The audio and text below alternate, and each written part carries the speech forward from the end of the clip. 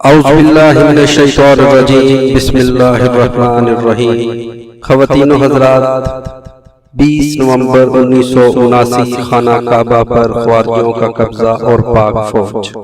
حج پاک ختم ہوئے ابھی صرف 20 دن ہی گزرے تھے اور نئے اسلامی سال بلکہ نئے اسلامی صدی یعنی 1400 ہجری کا پہلا دن تھا۔ گویا یہ یکم محرم الحرام سن 1400 ہجری بمطابق 20 نومبر 1979 منگل کی صبح تھی، جب اسلامی تاریخ کا ایک ایسا تلخ اور دلوں کو رلا دینے والا واقعہ مسجد الحرام کی مبارک دیواروں کے بیچ جانوں سے زیادہ عزیز کعبہ مشرفہ کے اطراف میں وقوع پذیر ہوا، جس کے زخم آج تک عشاق حرم کے دلوں میں تازہ ہیں۔ نئی صدی کی پہلی صبح جب امام حرم کعبہ شیخ عبداللہ بن سبیل نے نماز فجر کا سلام پھیرا ہی تھا کہ چند آدمیوں نے امام صاحب کو گھیرے میں لے لیا۔ ان میں سے کچھ لاؤڈ اسپیکر پر قابض ہو گئے، کچھ مسجد الحرام کے میناروں پر چڑھ گئے اور کچھ مسلح افراد نے مسجد کے دروازوں کا کنٹرول سنبھال لیا۔ کیونکہ حج ختم ہوئے ابھی زیادہ دن نہیں ہوئے تھے، اس لیے دوسرے ملکوں کے حاجیوں کی ابھی کثیر تعداد مکہ مکرمہ میں ہی مقیم تھے، جس کی وجہ سے جب یہ دلسوز حملہ امت مسلمہ کے دلوں پر کیا گیا تو اس وقت حرم شریف میں 1 لاکھ کے قریب نمازی موجود تھے۔ ان حملہ آوروں خوارج کا سرغنہ جہمان بن سیف العبیدی تھا اور اس کا تعلق سعودی عرب کے علاقے نجد کے ایک طاقتور گھرانے سے تھا۔ اس کا دستراز 27 سالہ محمد بن عبداللہ قحطانی تھا، جس نے مکہ یونیورسٹی میں اسلامی قانون کی 4 سالہ تعلیم حاصل کی تھی۔ خواتین و حضرات، کہا جاتا ہے کہ حملہ آور خوارج کا سرغنہ جہمان بن سیف العبیدی نے اسے اپنا بہنوئی بنا رکھا تھا۔ ان لوگوں نے بڑی باریک بینی سے پلاننگ کر کے جنازوں کا بحرور بنا کر تابوتوں کے ذریعے اسلحہ کی بڑی مقدار حرم پاک کی تہخانوں میں جمع کر لی تھی۔ اسلحے کے ساتھ خشک کھجوروں اور دیگر اشیاء خوردونوش کا بھی اچھا خاصا ذخیرہ تھا، جس کو تہخانوں میں چھپا دیا گیا۔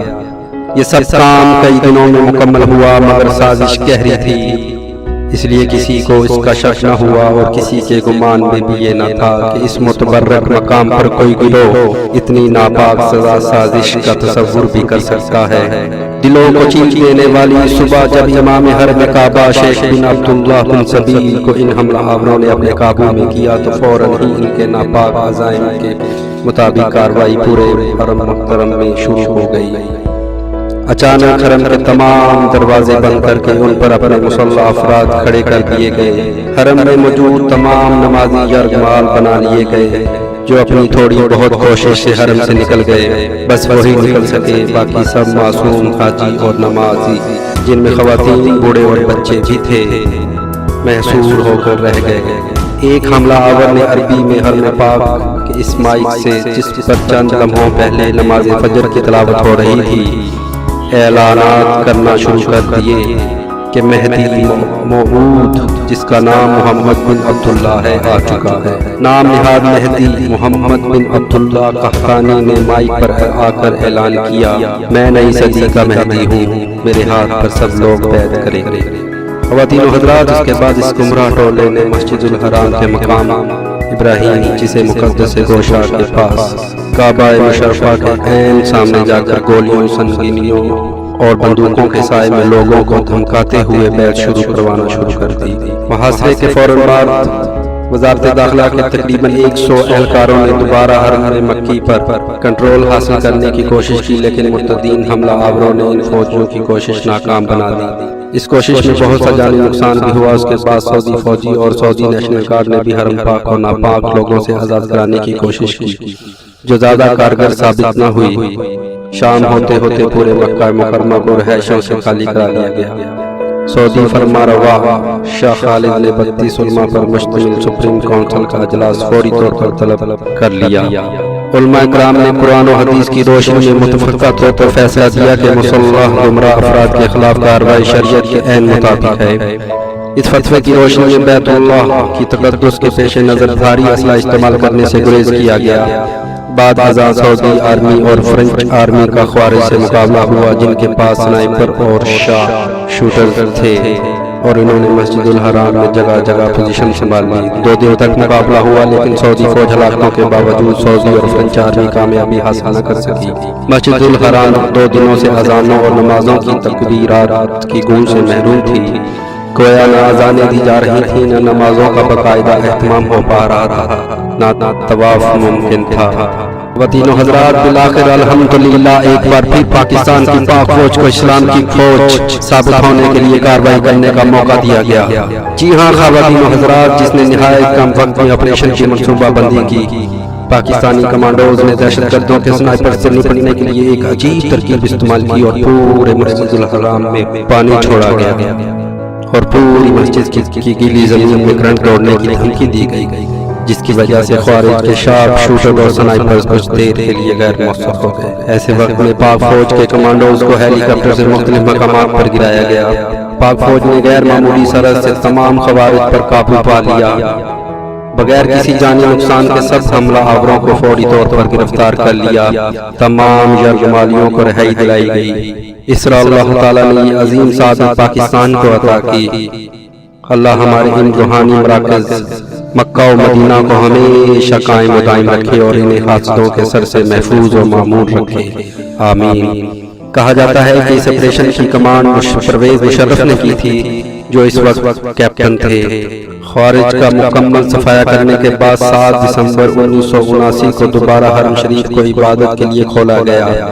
گویا 16 دن حرم پاک میں اذانیں، نمازوں اور طواف ممکن نہ ہو سکا۔ اس لڑائی میں 75 باغی مارے گئے، جس میں نام نہاد مہدی محمد بن عبداللہ قحطانی بھی شامل تھا۔ اس واقعے کی تفصیل صرف اس لیے پیش کی جا رہی ہے کہ آپ اور خاص طور پر آج کی نوجوان نسل اسلامی تاریخ کے اس لرزہ خیز ایونٹ سے آشنا ہو سکے۔ خوارج کے علاوہ نیشنل گارڈ کے 7 فوجی، 4 پاکستانیوں سمیت 26 حاجی شہید اور سینکڑوں افراد زخمی ہوئے۔ خوارج کی بڑی تعداد کو گرفتار کر لیا گیا، جس میں اس کا سرگنا جمیعان بن سیف الابدی بھی شامل تھا۔ سزائے موت پانے والے مرتدین میں سے 41 سعودی عرب، 10 مصر، 6 جنوبی یمن اور 3 کویت سے تعلق رکھتے تھے، جبکہ عراق، سوڈان اور شمالی یمن کا بھی ایک مرتد شامل تھا۔ کیس کے بعد ان تمام ملزموں کو سعودی قوانین کے تحت سر قلم کر دیے گئے۔ خارجیت ایک اندھی ذہنیت کا نام ہے جو مختلف ادوار میں ظاہر ہوتی رہتی ہے۔ امت مسلمہ کے خلاف سب سے زیادہ مہلک و خطرناک ہتھیار ہے جو دشمنان اسلام ضرورت کے تحت استعمال کرتے رہتے ہیں۔ امت مسلمہ کے دلوں کو زخمی کرنے والا عظیم سانحہ جب متعدد نوجوانوں کو دین کے نام پر فتنہ انگیزی کے لیے اکسایا گیا، اور آج تک دشمنان اسلام کا یہ سلسلہ جاری ہے۔ اس فتنہ و فساد میں زیادہ تر وہ جذباتی نوجوان استعمال ہوتے ہیں جو علم و شعور اور تحقیق کیے بغیر صدق کے دل سے دین اسلام کو غالب دیکھنے کی کوشش میں اسلام دشمنان مافیا کے ہاتھوں کھیلتے ہیں، جو ان کی اس قدر برین واشنگ کر دیتے ہیں کہ پہر خودکش حملوں میں جان کی بازی لگانے سے بھی گریز نہیں کرتے۔ تاریخ شاہد ہے ان گمراہ لوگوں نے ہمیشہ کفر کی بجائے مسلمانوں اور ان کے مفادات کو ہی نقصان پہنچایا ہے۔ اللہ ہمیں اس فتنے اور شر انگیز لوگوں سے بچنے کی توفیق عطا فرمائے، آمین ثم آمین۔ خواتین و حضرات، اگر آپ کو یہ میری ویڈیو آج کی پسند آئی ہو تو پلیز میری ویڈیو کو لائک اور شیئر بھی کر دیں اور میرے چینل کو سبسکرائب بھی کر دیں۔ بہت بہت شکریہ۔ السلام علیکم۔